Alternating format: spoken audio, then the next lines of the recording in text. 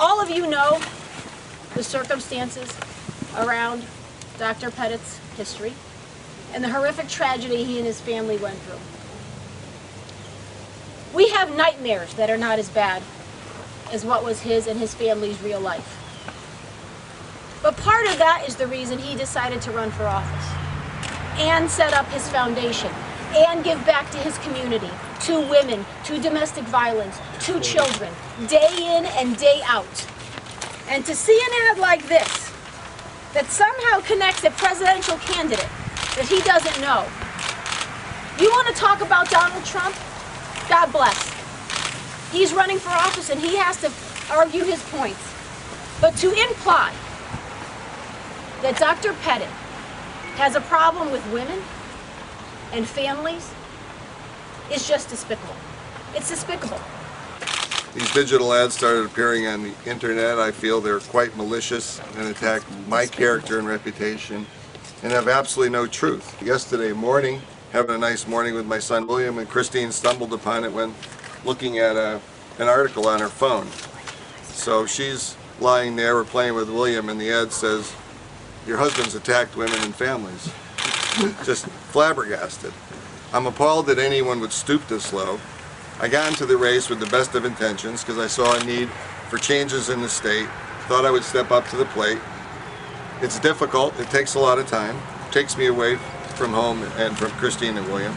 I stuck to the issues throughout the summer and fall, and I think I've run an honest and straightforward campaign.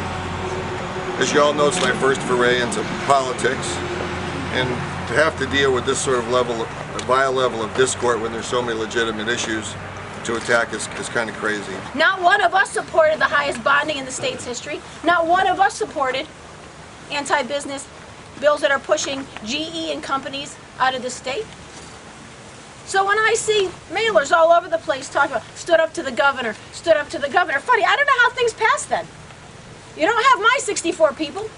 Somebody's voting for it. And people need to figure out very quickly that if you believe Dan Malloy is bad for the state, then you must necessarily believe the House and Senate Democrats are bad for the state. I bring that up for this reason. That's why we see ads like this. That's why we see despicable ads like this. Because they can't talk about Mr. Petit's opponent's record, because it is in lockstep with the governor. Lockstep with the governor. Very nice woman, but voting the wrong way. It's not enough to be nice anymore. So they have to do stuff like this because they have no other choice. As I've had 24 hours to think about it now, this really insults thousands of people, maybe some of you in Connecticut, who've helped our foundation and helped me do all the good work we've undertaken over the past 9 years. And this is absolutely why people view politics in the worst of all lenses. Even when you get into it for the best of reasons and try to help others, you're attacked with lies. I think what's in that ad is libel.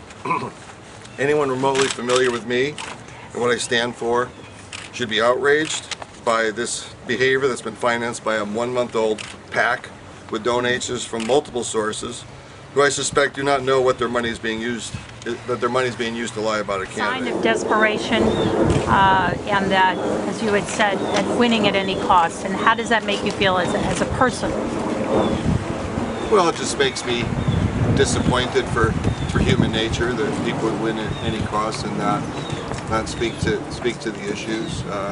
You know, to post something that says I attack women and families, I thought was about the lowest of blows.